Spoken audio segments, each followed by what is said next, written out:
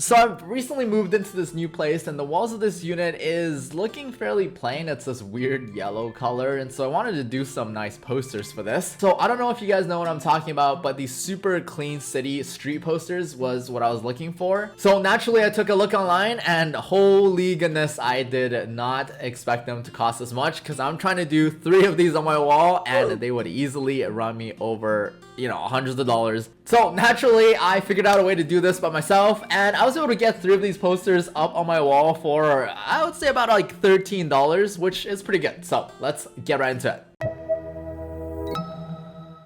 So in order to do this tutorial, you're gonna need Illustrator, which if you don't have already, I have an affiliate link down in the description. And if you're a student or a teacher, it's an amazing deal for all the Adobe apps that you can use and utilize to make all these cool things. So grab that, help support the channel, and let's get back into the video. So guys, first things first, we're gonna head over to cadmapper.com. Not sponsored in any way, shape, or form, but if you're in architecture or urban design, you probably know this website. So we're gonna hover over the free city files, click that, and I'm just gonna go down to find my city. Now this website has most of the major cities in the world, so I'm gonna go over down to Vancouver, Canada, and I'm gonna do one example based off of this. Remember, I'm doing 3 different ones, but I'll show you guys how I do this Vancouver one. So click on that, we're gonna download the zip file. So after you open that, you're gonna see a DXF file and then a text file. So I'm gonna right click on the DXF and then I'm gonna open this with Illustrator. Okay, when this pops up, I'm gonna just go ahead and scale it to the artboard and hit OK. Now, once you're in here, you're gonna see that there is a ton of line work. Oh my goodness. So the good thing about this is that the database is going to sort all the different layers for us. So if we go into the layers panel, you're gonna see that there's railways, coastlines, waters, roads 1, 2, and 3. I'm gonna go ahead and just switch off the railways. We don't really need that, and we don't really need the waters as well. So these are things like lakes and tributaries. I'm gonna turn those off just to make it look a little bit more clean. The next really important thing to do is to make sure that your canvas is in the right size. Now, there are certain standard sizes of posters that you guys can choose from, and I would choose from some of these standard ones because when you go to Staples or when you go to any other print shop to do this, they're gonna have paper in certain sizes. So for this one, I'm gonna do 18 by 24, which I think is a great dimension for what's going on in my room. Now I'm gonna go over and hover on the artboard tool, and you're gonna see that right now it's a nice 8.5 by 11. We wanna make this into an 18 by 24. So the width is going to be 18 inches, and then the height is going to be 24.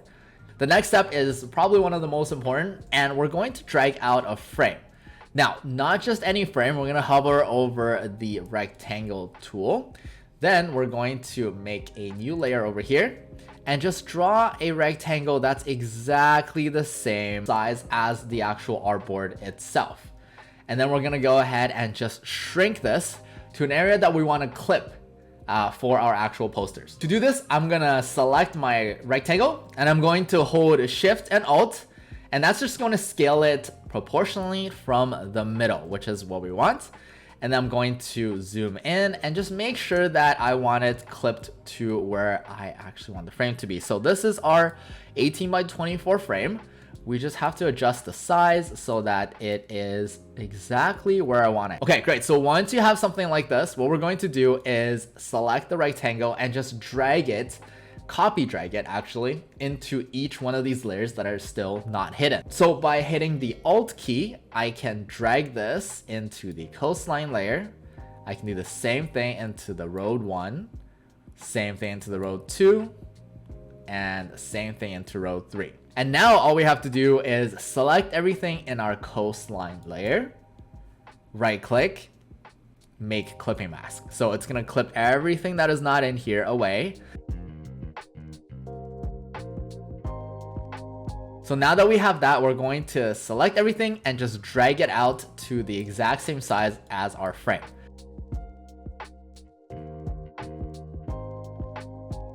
Okay, great. So now that we have this, you can see that it's in a really weird color, which is not good. What we're going to do is just double click into each one of these and change the color. For example, we're gonna do the coastline first. So go ahead and double click on any of the pink that's happening in my screen.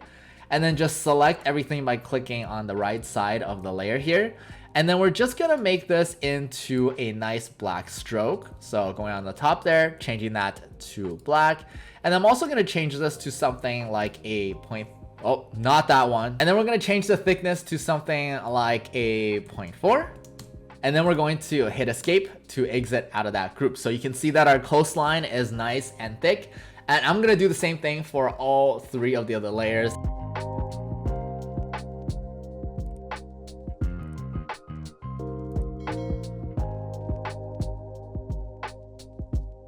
All right, awesome. So once we adjusted that to the line weights that we want, we can go ahead and go back to the new layer that we made with the big frame around everything.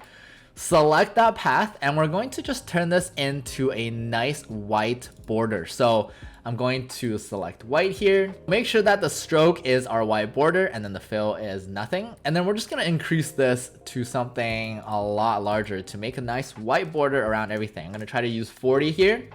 And I'm also going to click into the stroke panel and just make sure that we're doing this on the inside. So if you select align stroke to inside, it's gonna just make it 40 points towards the inside of where we drew it. So now that we have a nice frame around our image, we're going to go ahead and make where the text is. Now for this, I like to just make a new layer just to keep everything separate, and then go ahead and lock all of the other layers so we don't accidentally move things around. Great, so in our new layer, we're gonna create a rectangle first. You guys already know the drill. Go into the rectangle tool and select just the bottom bit where you want your text to go. So for this one, make sure we just have a solid fill and no stroke, which looks like this. And in order to get a nice fade effect, we're gonna use the help of the gradients tool. So before we actually go ahead and use the gradient tool, we're gonna go into window and make sure that the gradient tab is checked on, which is right here. And then we're going to go ahead and click the gradient tool, double click on our rectangle to make the gradients. And then I'm gonna rotate the gradient because we want it going down from the bottom to the top. Rotate it just a nice negative 90 degrees. So it looks like that. We have black on the bottom, white on the top. What we really want is white on the bottom here. So I'm going to double click on this color here, change that to white. And then for this color on the left, we're gonna actually double click and just make the opacity 0. So that means this side is transparent and then this side is not. So we can drag this to wherever we really want it, and it'll give us a nice solid fill up to that point. Now we can also drag this up and down to give us a little bit more gradient or a little bit less gradients, which is great. Okay, so that looks pretty good. That's plenty of room for me to put some text on the bottom here. Go into the text tool or type tool over here and just click on top of this. So for this one, we're gonna use Vancouver, and then we're going to drag this out so that we can actually see it. So the trick is to make the tracking of these letters a lot wider, so it's like getting pulled apart. And I'll show you guys how to do that. If you go into the Windows tab and you go into type and just switch on the characters panel, and I'm gonna go ahead and just double click, highlight everything, and change this, which is the tracking, to something like a 75, and also change it to a font that I think would work. Maybe not Bauhaus. Let's do something like a Futura, as we always use on this channel. Let's use something like a Demi. And then we can also just put something else underneath it. Usually what's popular is the coordinates, like the geographic coordinates of this. So let's do that as well. So drag this guy all the way down, and then I'm just gonna Google this real quick. So according to Google, longitude and latitude of Vancouver, British Columbia.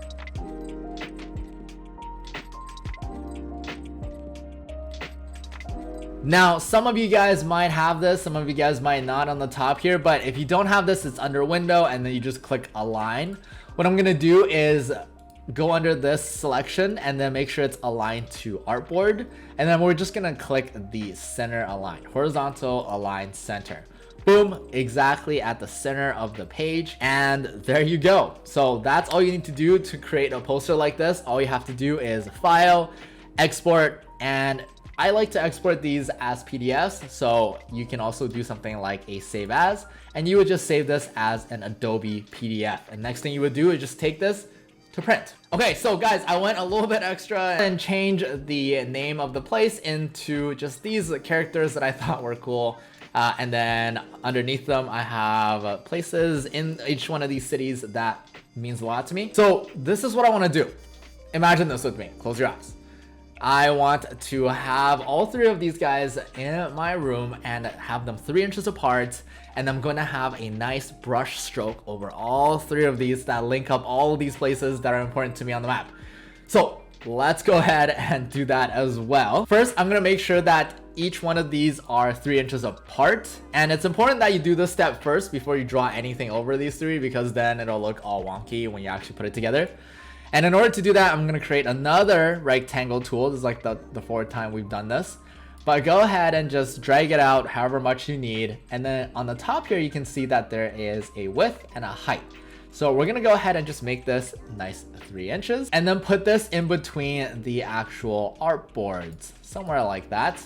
And then what I'm going to do is do the same thing over here. Just align it on the outside there. And then I'm going to drag the artboards out so that they match on the outside of my 3-inch rectangle. And the only next thing to do is to just create a new layer, lock everything on the other layers, and go over to the pen tool. And then I'm going to just drag approximately where the locations of these 3 points are and do a nice line work right there. Nice and simple, 1 anchor point for the curve. And I'm just going to edit the color to be something that I want my room to have. And then I'm going to change this into a nice stroke. And here's the magical part. Change the brush. So over here, you can go down into the artistic brushes. And then we're going to go into the paint brushes. And you can just go ahead and play around with this. Once you find one that you actually like, we can actually turn up the width or the stroke of this guy. And you know, something like this looks pretty good. You can also go ahead and change the way that this line is shaped. So if I want it to be nice and narrow at the beginning and nice and narrow at the end, I can definitely do that. So with that, I think that looks pretty good. All I have to do now is print it and hang it up. So let's go ahead and do that.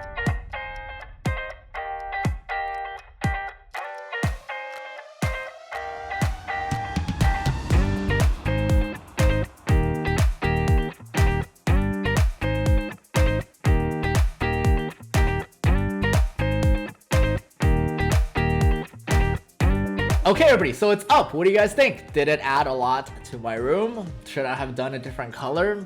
Leave your thoughts down in the description below and let me know if this is helpful. But with that said, I hope you guys liked this video. Like, share, subscribe, and I will see you guys in the next one. Bye-bye.